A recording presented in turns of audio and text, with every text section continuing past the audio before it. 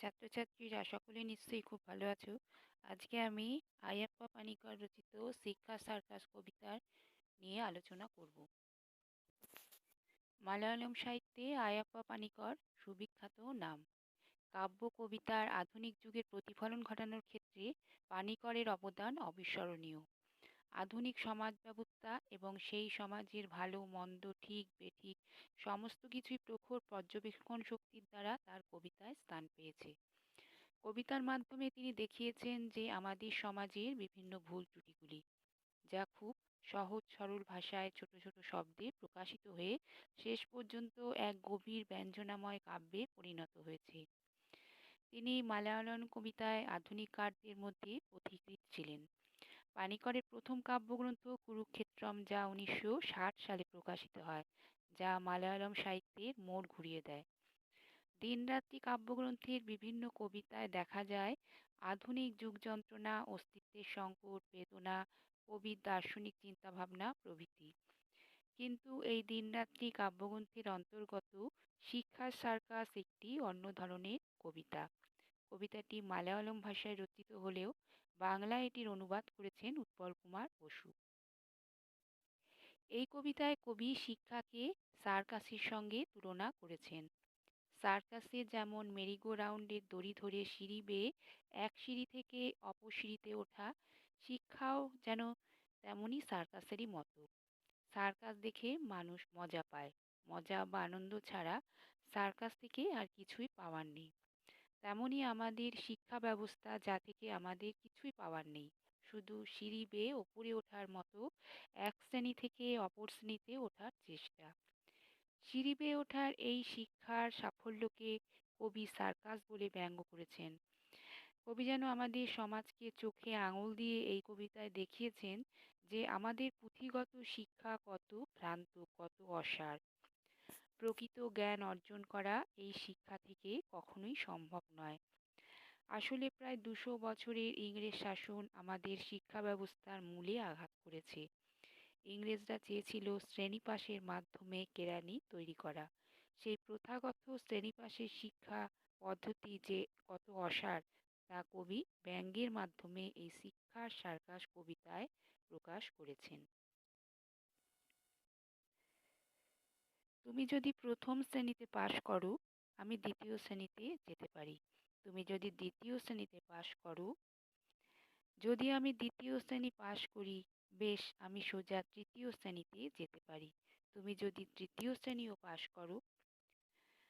কবিতায় কবি বলছেন যে প্রথম শ্রেণীতে যখন শিশু শিক্ষা শুরু হয়, অর্থাৎ একজনের জীবনে যখন প্রথম শিক্ষার সূচনা হয়, শিক্ষার সূচনা থেকেই তার উপরে ওঠার চেষ্টা। সে যদি প্রথম শ্রেণীতে পড়ে, তবে তার দ্বিতীয় শ্রেণীতে ওঠার চেষ্টা থাকে। সেখানে ওঠার জন্য তাকে তার স্কুলের প্রয়োজনীয় পাঠ্য বই তোতা পাখির মতো মুখস্থ করতে হয়। প্রথম শ্রেণীর শিক্ষা শেষ করে সে দ্বিতীয় শ্রেণীতে উত্তীর্ণ হয়। দ্বিতীয় শ্রেণীতেও তাকে পাঠ্য বই মুখস্থ করে তৃতীয় শ্রেণীতে উত্তীর্ণ হতে হয়। এইভাবে স্কুলের প্রতিটি ক্লাসে তার প্রয়োজনীয় পাঠ্য বই মুখস্থ করে স্কুলের পরীক্ষায় সে উত্তীর্ণ হয়। প্রতিটি শ্রেণীতে উত্তীর্ণ হলেও সে কিন্তু প্রকৃত শিক্ষা পায় না। তার জীবনের শিক্ষার সর্বাঙ্গীন বিকাশ ঘটে না। প্রথম, দ্বিতীয়, তৃতীয়, চতুর্থ প্রভৃতি সিঁড়ি সে অতিক্রম করল, কিন্তু এই শিক্ষার মাধ্যমে, অর্থাৎ একের পর এক ক্লাসে ওঠা শিক্ষার মাধ্যমে তার মনুষ্যত্বের সঠিক প্রকাশ ঘটল কি? জীবন সম্পর্কে তার সর্বাঙ্গীন জ্ঞান আহরণ হলো কি? অবশ্যই না। যে শিক্ষা শুধুমাত্র সীমিত পাঠ্যপুস্তকের সাহায্যে উপরে ওঠা শিক্ষা, সেই শিক্ষার মাধ্যমে কখনোই মনুষ্যত্বের পূর্ণ বিকাশ সম্ভব হয় না। কেন সম্ভব নয়, তার কারণও কবি এই কবিতাতেই দিয়েছেন। বেশ, আমি তৃতীয় শ্রেণীও পাশ করি। বেশ, তাহলে 1, 2, 3, 4, তাহলে আমি চতুর্থ শ্রেণীতে বসতে পারি। পরের স্তবকে, এখানে প্রথম স্তবকের মতোই সিঁড়ি করে উপরে ওঠার শিক্ষার কথাই কবি বলেছেন। আমাদের যে প্রথাগত শিক্ষা পদ্ধতি, অর্থাৎ এক শ্রেণী থেকে অপর শ্রেণীতে উত্তীর্ণ, বছরের পর বছর একটি শিশু এইভাবেই তার শিক্ষা সম্পন্ন করে একজন পূর্ণ মানুষে পরিণত হয়। প্রথাগত এই শিক্ষায় মনুষ্যত্বের পূর্ণ বিকাশ সম্ভব হয় না। কবিতার প্রথম দুটি স্তবকে কবি যেন দুজনের বা দুই ছাত্রের কথোপকথনকে তুলে ধরে খুব সহজেই কবিতার আকারে প্রকাশ করেছেন। সহজ সরল গদ্য ছন্দে তুমি ও আমির এই কথোপকথন কবিতাটিকে এক অন্য মাত্রায় ভূষিত করে। প্রতিটি শ্রেণীর উত্তরণকে এক দুই তিন চার এইভাবে সংখ্যার পর্যায়ে আনা যেন শ্রেণী উত্তরণের এই পাঠ্যক্রমকে ব্যঙ্গ করার চেষ্টা। তুমি যদি এই সবগুলো শ্রেণী পাশ করো, যদি সব শ্রেণী শেষ হয়ে যায়, আমি তবু পরের শ্রেণীতে যাব।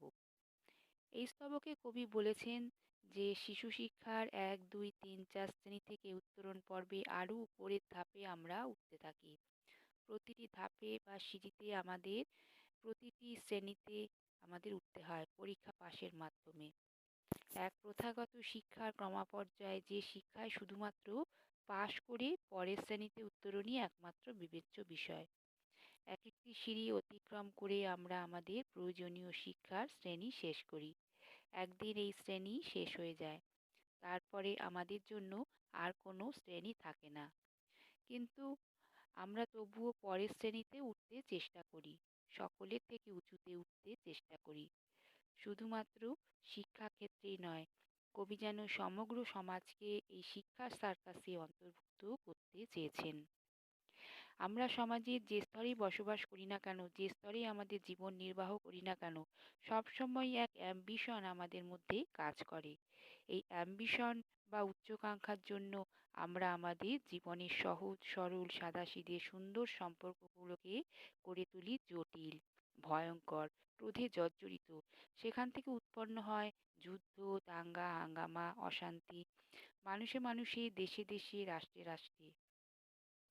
আসলে যে শিক্ষা অন্তঃসারশূন্য, যে শিক্ষা সার্কাস ছাড়া কিছুই নয়, সেই শিক্ষা মানব সমাজকে দিতে পারে এক ধরা সমাজ। যে সমাজে আসলে শিক্ষাটাই গৌণ, মুখ্য হয়ে ওঠে পরের পর শ্রেণী পাশ করে উপরে ওঠার এক আত্মকেন্দ্রিক আদর্শ। তাই কবি বলেছেন, সব শিক্ষা একটি সার্কাস, যার সাহায্যে আমরা পরের শ্রেণীতে উত্তীর্ণ হই। জ্ঞান কোথায় গেল? সে যেখানে গেছে সেটা ধোঁকা। কবির কাছে শিক্ষা মানেই সার্কাস। প্রকৃত জ্ঞান পুঁথিগত বিদ্যা শিক্ষা থেকে পাওয়া যায় না, প্রকৃত জ্ঞান আহরণ করতে হয়। রবীন্দ্রনাথের মতে তাকেই বলি শ্রেষ্ঠ শিক্ষা, যা কেবল তথ্য পরিবেশন করে না, যা বিশ্বসত্তার সাথে সামঞ্জস্য রেখে আমাদের জীবনকে গড়ে তোলে। তার মতে ব্যক্তিত্বের পরিপূর্ণ বিকাশ ও ব্যক্তিসত্তার সঙ্গে বিশ্বসত্তার মিলনই যথার্থ শিক্ষা। শিক্ষার অর্থ শুধু জ্ঞানের সাধনা নয়, জ্ঞানের সাধনার সঙ্গে সঙ্গে অনুভূতি বা সৌন্দর্যবোধের বা শিল্পবৃত্তির সাধনা। তিনি শিক্ষাকে জীবনমুখী, আনন্দময় ও স্বতঃস্ফূর্ত এক প্রক্রিয়া রূপে ব্যাখ্যা করতেন। শিক্ষার সার্কাস কবিতায় কবি শিক্ষাকে যুক্তিযুক্তভাবে সার্কাসের সঙ্গে তুলনা করেছেন। সার্কাস মানুষ দেখে মজা পাওয়ার জন্য। শিক্ষা লাভ কি সত্যি সাধারণের সার্কাসের মতো মজা পাওয়ার মাধ্যম? কখনোই নয়। অনেক কষ্ট করে মানুষকে শিক্ষা গ্রহণ করতে হয়। তাকে বুঝতে হয় শিক্ষা অর্জন না করলে সে স্বশিক্ষিত হতে পারবে না। সুশিক্ষিত লোক অবশ্যই স্বশিক্ষিত হতে হবে। আসলে জ্ঞান অর্জনই আসল শিক্ষা। প্রকৃত জ্ঞান কখনোই ধোঁকা হতে পারে না। শিক্ষা মানে কোনো বৃত্তিমূলক লক্ষ্যে পৌঁছানো নয়, অথবা ডিগ্রি অর্জনও নয়। ব্যক্তিত্বের সর্বাঙ্গীন বিকাশের নামই শিক্ষা। এই বিকাশ মনুষ্যত্বের, সমাজের প্রতি কর্তব্য ও দায়িত্ববোধের।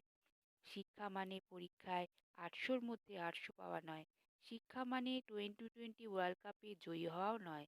শিক্ষা মানে বড় ডাক্তার বা ইঞ্জিনিয়ারিং বা কোম্পানির জেনারেল ম্যানেজার হওয়াও নয়। শিক্ষা মানে রোগমুক্তভাবে দেহের বিকাশ।